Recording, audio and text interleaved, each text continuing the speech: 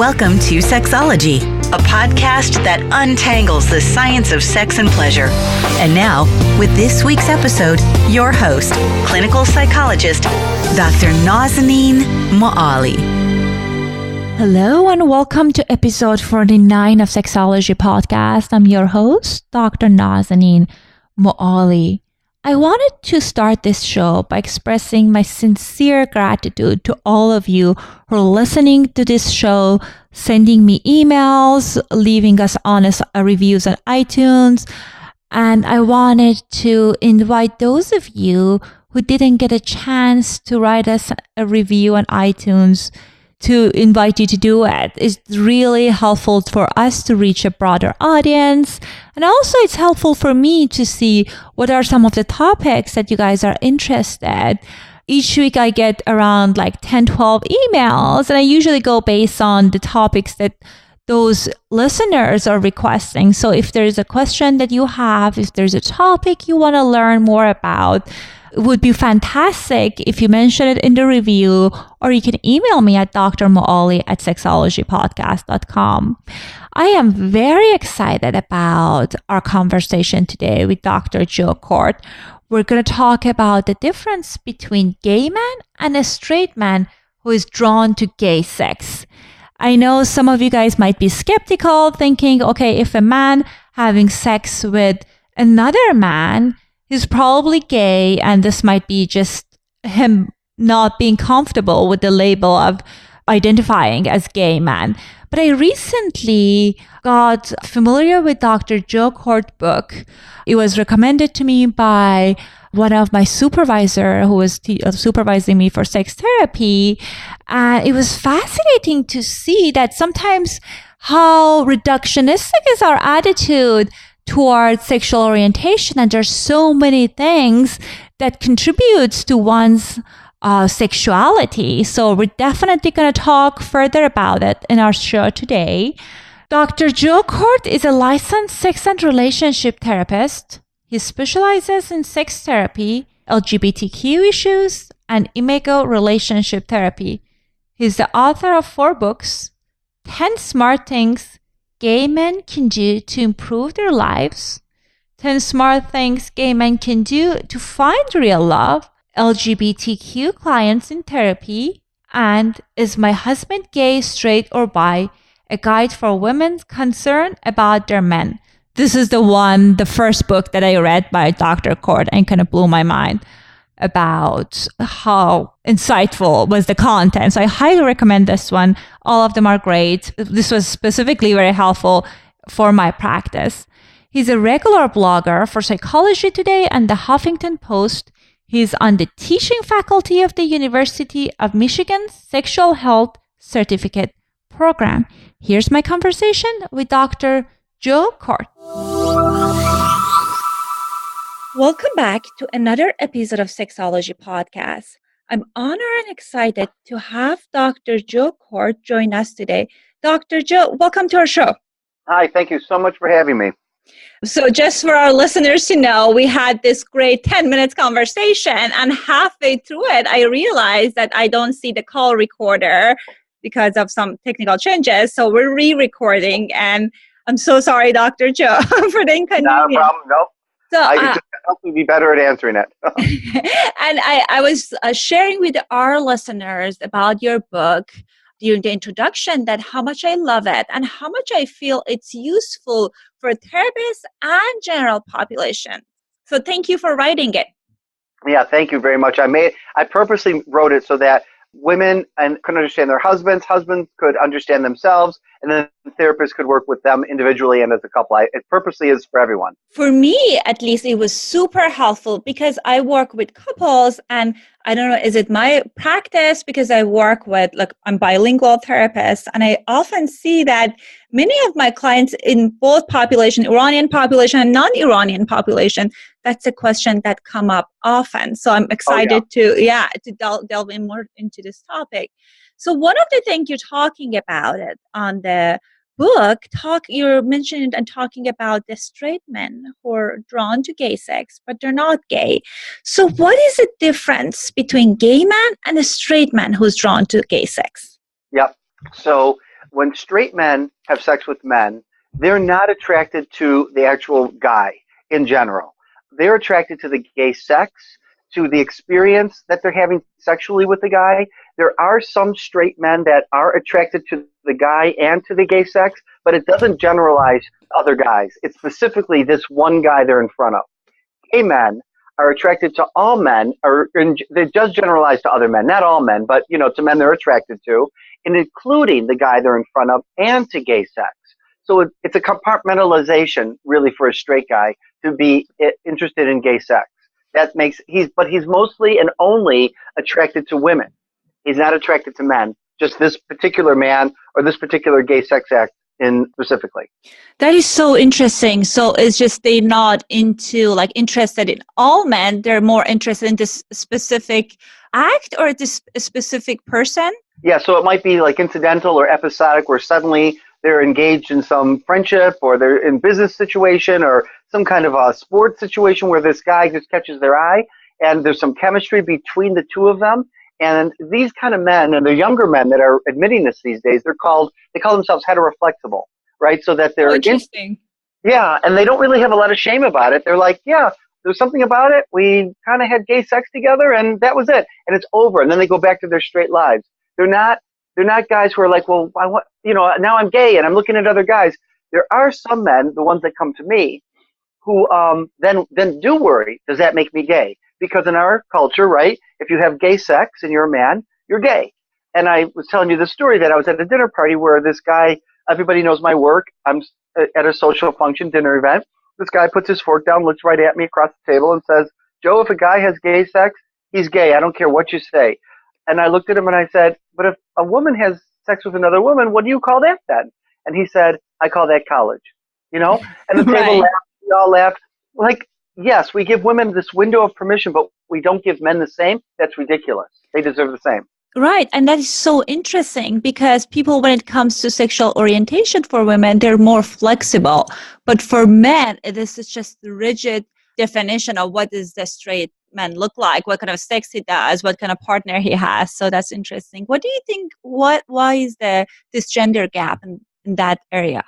I think because men in general, I was going to say heterosexual men and even bisexual men can eroticize women being sexual with other women. So it's not as, they don't have a disgust response in the way that straight men would have a disgust response to men, right? Because then they imagine themselves with another man and it's upsetting for them.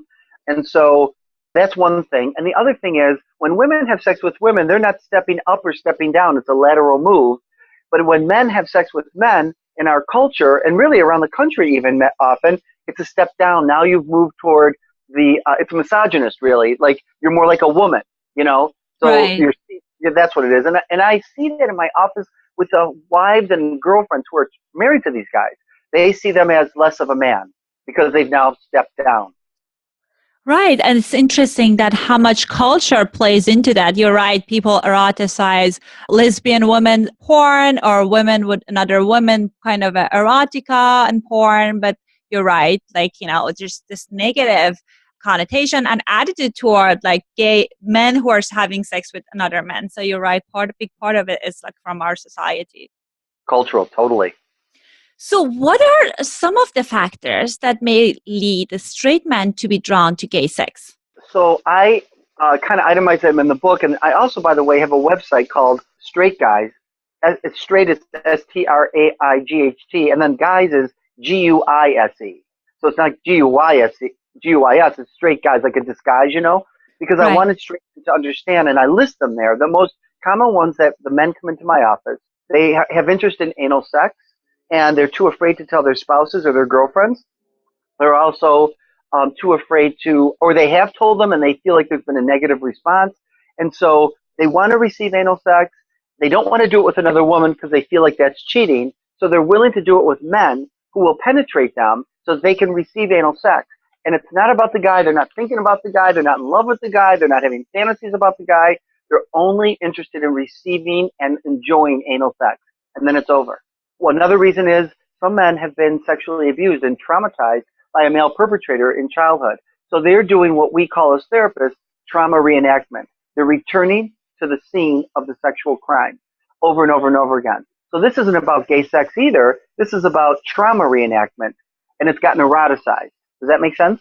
Absolutely. And that's one of my favorite kind of concept because I see it in all around with all kind of sexual behaviors that sometimes it is an reenactment of the what happened earlier in life. And I know in the book you're talking about there is a different dynamic. It's not necessarily a pleasure afterward associated with it or kind of feeling of satisfaction and contentment. Is that accurate? Yes. Well, say more. What do you mean feeling satisfaction about what? So you talked about, I remember there was in the book, there was this wonderful story of the man who was acting out this specific scenario with the guy who from the Craigslist. And you were talking about that, how he didn't want it to stay afterward. It wasn't like, the usual like satisfaction you get after a sexual relationship with someone. He was like doing it more as far as like, see, he was drawn to it, but it wasn't necessarily a kind of attraction or satisfaction in the traditional sense. Am I getting it right, or you had different thing in mind? No, you're right. So that they're only interested in the gay sex, not the man. Is that what you mean? Right. That's part of it. And also you talked about how it's kind of was connected for him with earlier experiences that he had. Yes, right. Sometimes it's father hunger, I call it, where the men have had, they weren't father, they long for their father, they long for male connection. They're not sports guys, they're not the kind of guys, good old boy kind of guys where they are fraternal or whatever. And so in their interest in looking to bond with other men, they sexualize it. Right, and then right. Men that call themselves, I've had clients actually call themselves cash sexuals, where they're very happy to have sex with men as long as they're paid. It's the cash that gets them aroused, not the guy. Right. And there are some men that even do porn. They'll do gay porn and have sex with other men in porn for the cash and for the exhibitionism of it. But again, it's not about being attracted to men. Right. And I was very interested when you talked about, how part of it is like people want to have anal sex, and like anal sex can be pleasurable for both genders. So it's not only like, for men or women, but then because of like part of it is taboo of talking about it with the partner talking, as you mentioned. And also it's just like so challenging to introduce that in the relationship. So I can see that might be one of the elements. So much shame people have, Absolutely. Yeah. And like, how would you introduce it, especially in more traditional couples? Because I'm fortunate I work in LA, but it's just even in some of the couple I work with, it's just so challenging to introduce non-vanilla kind of sexual behavior in the relationships. Right. And on top of it, it's non-vanilla and it's with men, and women often have a disgust response, and they see that. At first, when I wrote the book and I started writing about this and doing this work, I thought women are going to be first upset that they're going to get an STI or HIV or AIDS. And That's not what the first thing is. The first thing is, are you gay and are you going to leave me? And are you in love with this man? And so that's where we have to go first. That's their betrayal responses. And then they think that they've contributed to it or caused it. And, you've probably seen this with women when there's infidelity. They think they contributed, they caused it, now they have to be more sexual with a partner. And that's not the case here. This is often this guy's individual issue that's contributing to why he's having sex with men. Right. And one thing that's, I think you're talking about in the book, and that's fantastic, is about the feeling of like a betrayal, and also feeling of like, I'm going to lose my partner. Because what I see often in couples that when there's this discovery, there's digital discovery, or like the partner calls and they realize that their husband or partner been with another man, they kind of assume that, okay, the verdict is out, he's gay, and then it's whether I can live with a gay man or not. So instead of kind of being curious about what's going on and kind of exploring it with a therapist. Yes, right. Yep, because that's the first thing they think about, and then they think he's gay, and sometimes he's not. He's bisexual, he's straight, he's fluid, that kind of thing. Right. So how are compulsive behaviors kind of plays into it? How are compulsive behaviors different than sexual attraction? So the compulsions are more like we talked about, the trauma reenactment, where they are compulsively reenacting that trauma, reenacting the same way they were sexually abused. I've had guys, they may have been forced to give oral sex to an adult male or an older brother or an uncle, total abuse situation. And then as they get older, they seek out other men to give oral sex, and they're not really they'll do it, and it might be erotic for them, but it's not necessarily, it doesn't feel good to them because it's not about their orientation, it's about abuse. So they've eroticized the abuse, and it becomes compulsive until they come to therapy, and the therapist helps them recognize, you're doing this because of what happened to you as a child. And then once we do some healing around the sexual abuse work, the compulsiveness around doing the behavior goes away.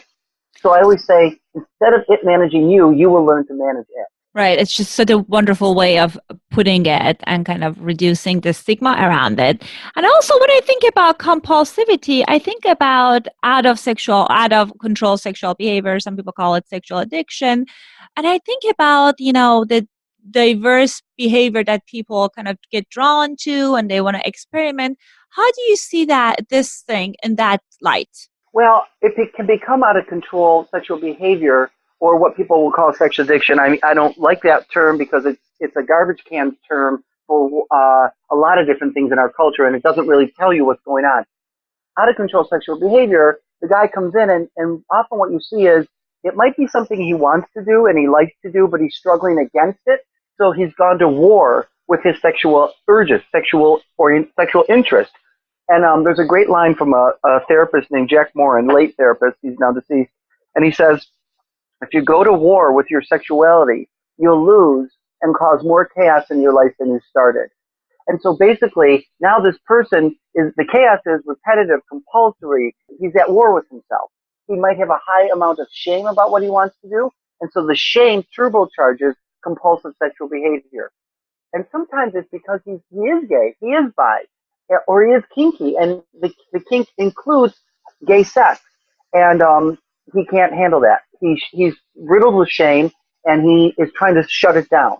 And it then contributes to feeling out of control, even though if he could just accept it, he'll gain control.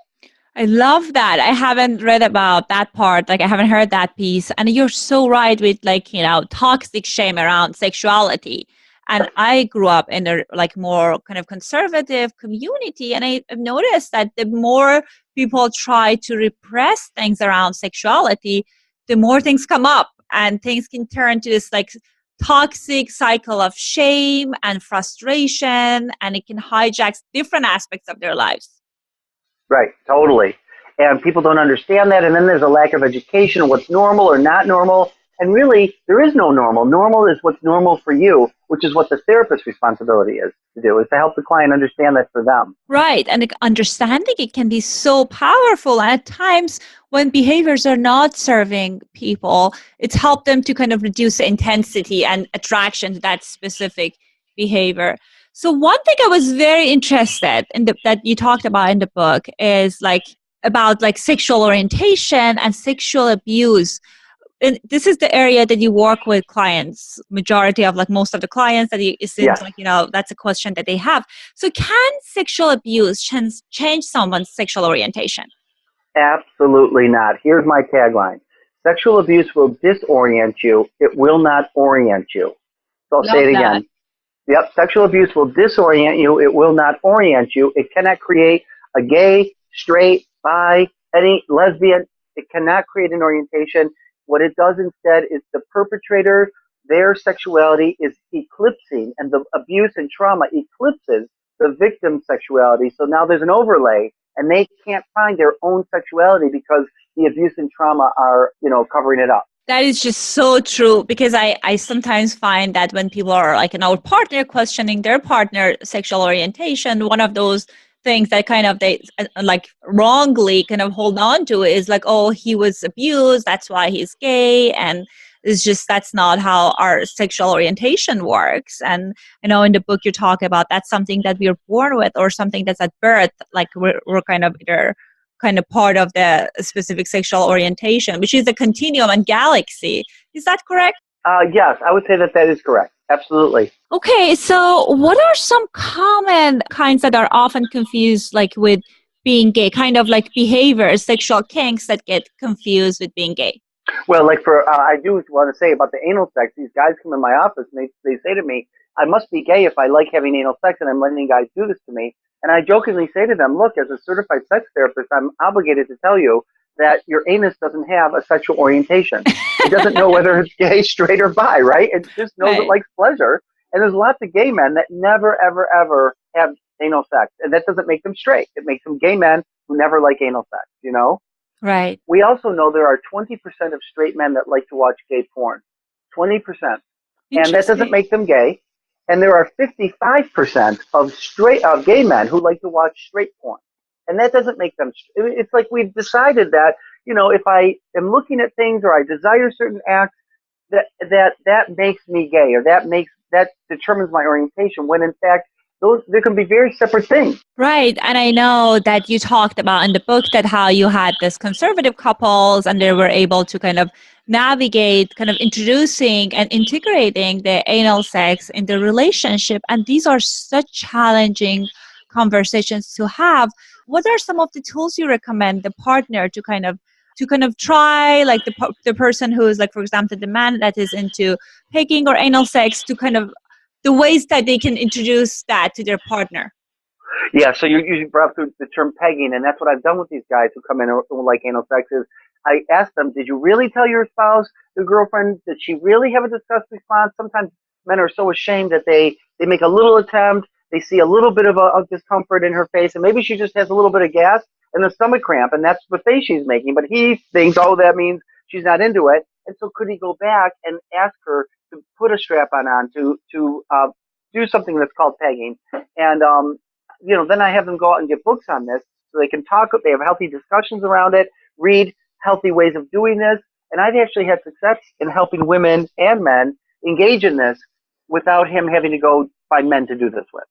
Right. And again, it's part of it is just being openness to try new things. Obviously, as a therapist, I don't want people to continue doing things that I don't find it pleasurable or harmful to their psyche. But at times I feel we have this ideas about how things are. And that idea is kind of stops us from integrating new things in the relationship. Totally. There are 4 things that I do help couples do to help them understand whether the guy is gay, straight, or bi. And I'll tell you, I always jokingly say, I'm not a gay whisperer. You know, I'm not here to, if I was a gay whisperer, I'd be rich. I wouldn't have to, I'd be like on, you know, some mountain next to Oprah. You know, I feel like I do have questions, though, that I feel over 33 years of doing this work that can help people go inside and determine. The first question I ask is, does the man who's having sex with men have what I call youthful noticing? In other words, do they have childhood memories? So, like, we teach children only to be heterosexual. So most people can't remember crushes on boys or, you know, because they couldn't put words to it. There's no language for it for children. When I was a kid, I'm gay. I was a Cub Scout. I remember getting naked with the other Cub Scouts before we had a shower, before we went into a swimming pool. In the 70s, it was mandatory showers. And I remember being mesmerized by these naked boys my age and not knowing why. In the showers in 6th grade gym, I was mesmerized. I had a crush on this kid named Billy, and I didn't know really what all that was. Looking back, straight men who have sex with men have no youthful noticing. They have no memories like this. There's nothing they can go, oh, that's what that was. Nothing. The second thing I ask is homophobia. The gay men are so homophobic, they don't even make it to my office. I'm too gay for them. They are looking for therapists to help them see that they're not gay. The straight guy will sit in my office and say, if I'm gay, make me gay. I have nothing against being gay or other gay people. It's the fact that I'm having gay sex that doesn't feel right to me that's bothering me. So homophobia doesn't exist in straight men. Youthful noticing doesn't exist.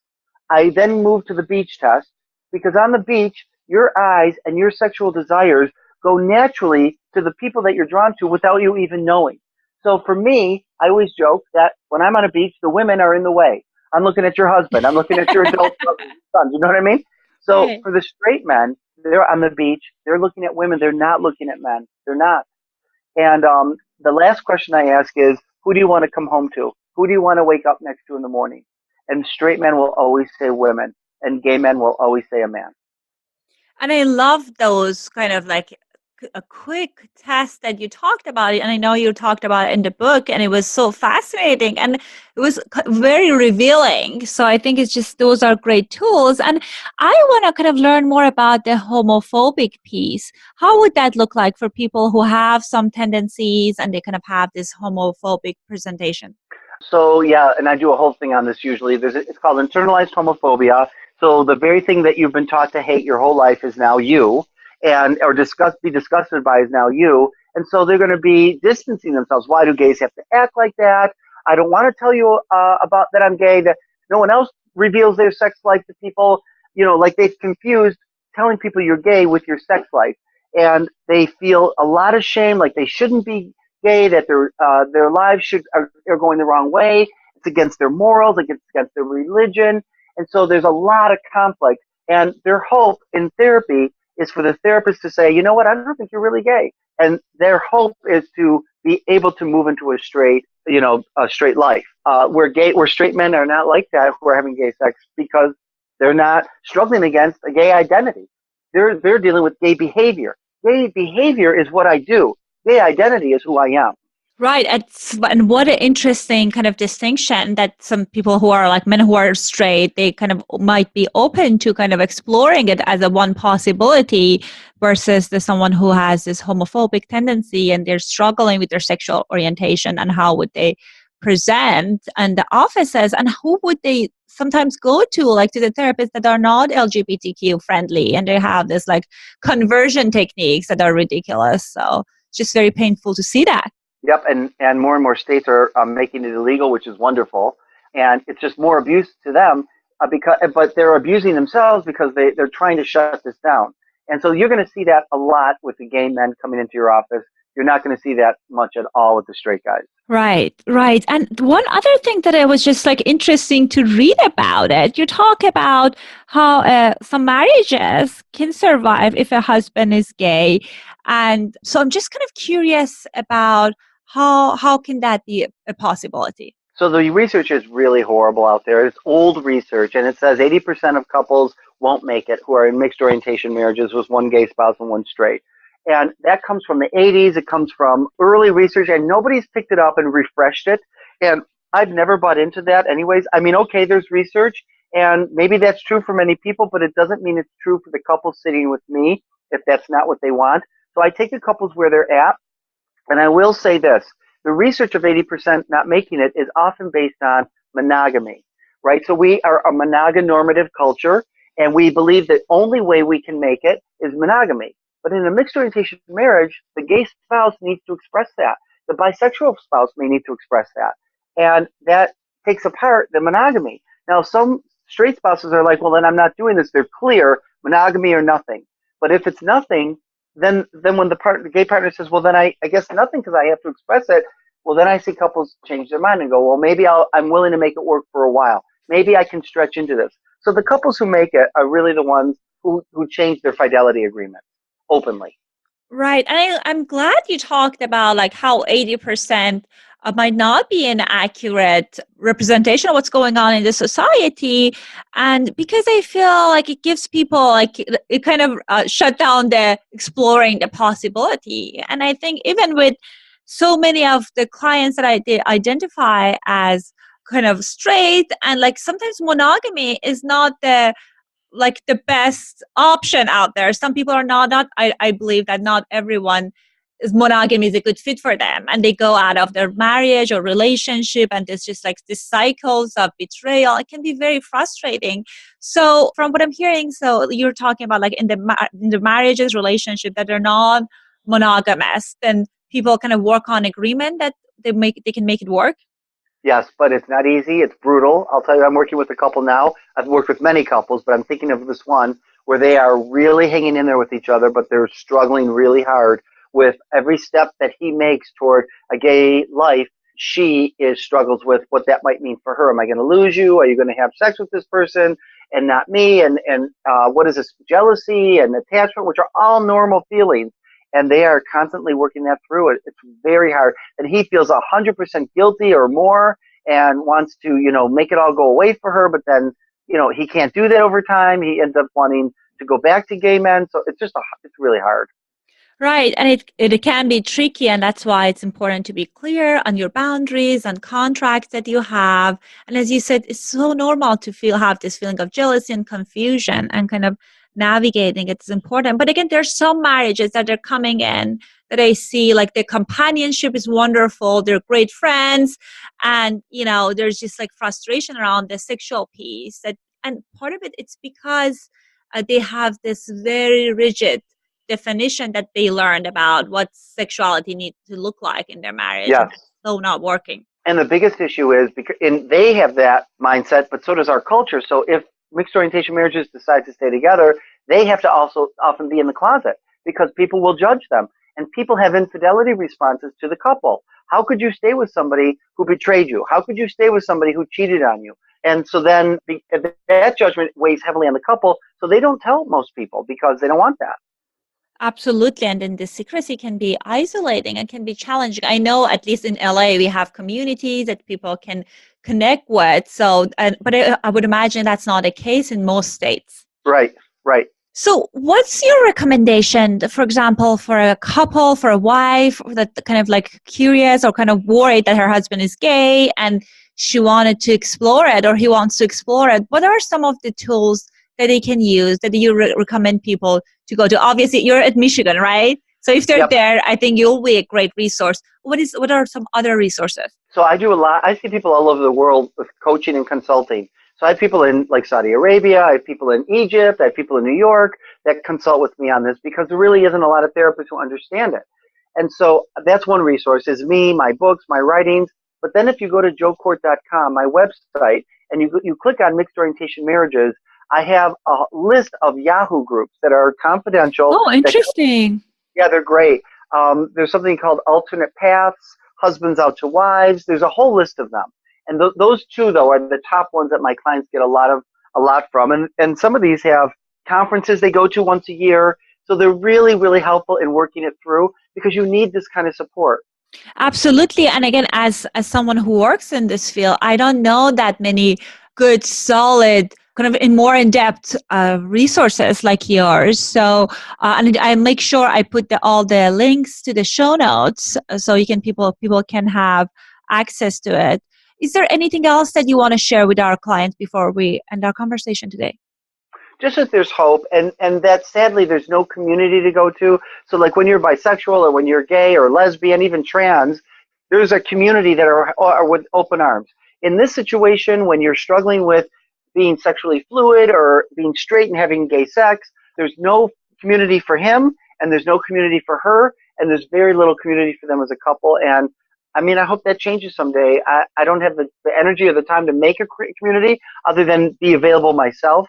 But I just think it makes it harder, but it's not impossible to work through. Thank you for sharing your insight with us and your time. And this was wonderful. Thank you so much. Thank you. Thanks for having me. I really appreciate the opportunity to teach this. Great. Thank you. Bye-bye. Bye-bye. I hope this interview helped you to understand the complexity of one's sexual orientation. And I highly recommend Dr. Kort's book. He talks about different stories of the clients and provides example in his book on why someone might engage in specific kind of sexual behavior. And he might be attracted to same-sex partner, but not be necessarily gay. Anyhow, I just want to remind you, if you have a question that you want to get answered, feel free to record the question in our website, which is sexologypodcast.com, and we might feature it in the show and give you an answer. All right, I'll talk to you next week. Thanks for listening to Sexology Podcast. For more great content, visit www.sexologypodcast.com. Please be advised that information presented on this podcast is not a substitute for seeking help from a licensed mental health provider.